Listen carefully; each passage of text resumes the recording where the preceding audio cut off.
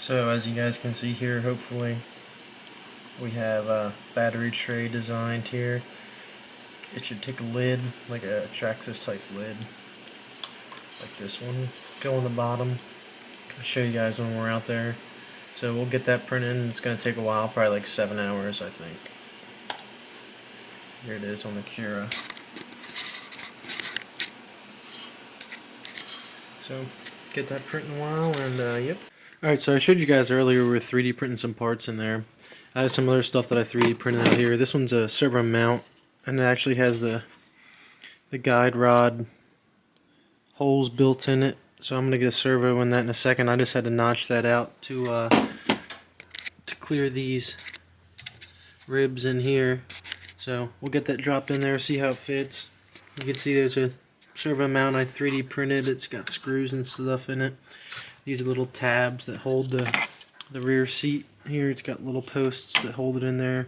I'll show you guys it all together then in a second here. But as for now, I'm going to get a servo mounted in this, and yeah. Alright, so as you can see here, I got my Fly Sky. That's the receiver I'm using. Got a battery plugged into it. I got the servo in there. So I'm going to center this a little better. That's all the way down. I don't really. I'd like it to more be like when I'm half throttle, it's in the middle. So I'm gonna adjust that, and we'll get going. But you can see the rudder, servos, and whatnot working. I was just looking at this elevator rod. I think it should be all right.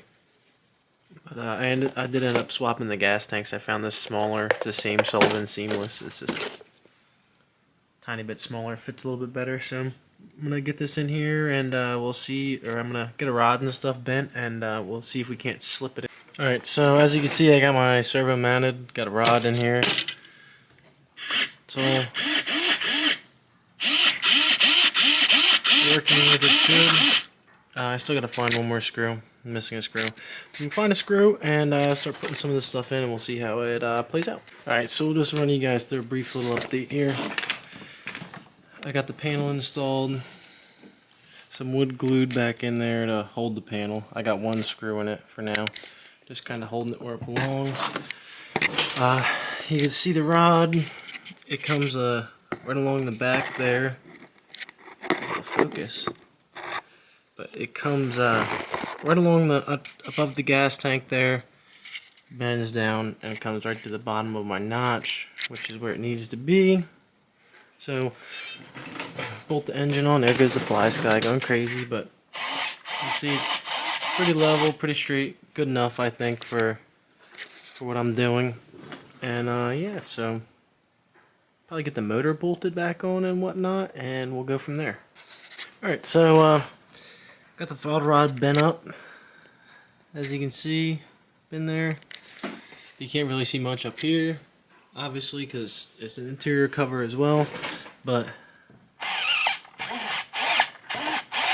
it's all working. I actually had to take this off again and re-bend it because it was can't really see, I guess, because of the light, but it was hitting on the, there you go, it was hitting on the screw there, so I had to re-bend it a little bit further back so that this section was straight for longer. But oh, it's getting full throttle and everything good, right about there.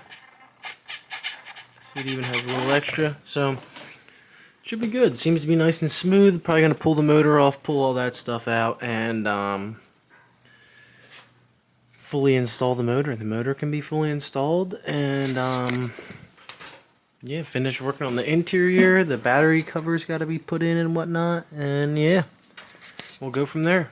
All right, so here's where we're at. I tried cutting this hole in the bottom, and I ended up having to redo all the covering. But got the battery hole on-off switch on there. There's the on-off switch. It's got the XT60 connector on it here where the battery tray will go. That'll plug in. You can see on my ignition I got these printed out, these little connector pieces here so that the wires don't come unplugged. This one's for the receiver, which will be right above this. I'm going to throw this in here.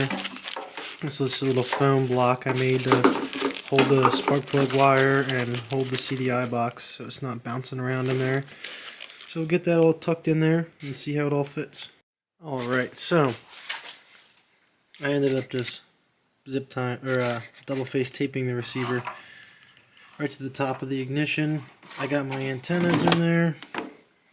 See, one's up under there, other one's right along the front there. Let me come over here, we've got some better lighting. There we go. So I threw the receiver right on top of that ignition module. I got the wires ran all in here. That's the power wire. Switch is all hooked up. I threw a battery in here. Toss it back up in here. Threw a battery in here just so we can test it. The ignition sensor is not hooked up or anything, but it should give us an idea. Make sure the switch and everything's working, all the other electronics. I also took these little wire holders that I printed. You can see that in there. And I set the wires nicely in there, at least so they're not just sitting there. But we'll flip this on. Yep, so we got power there. Now if I flip this on, oh.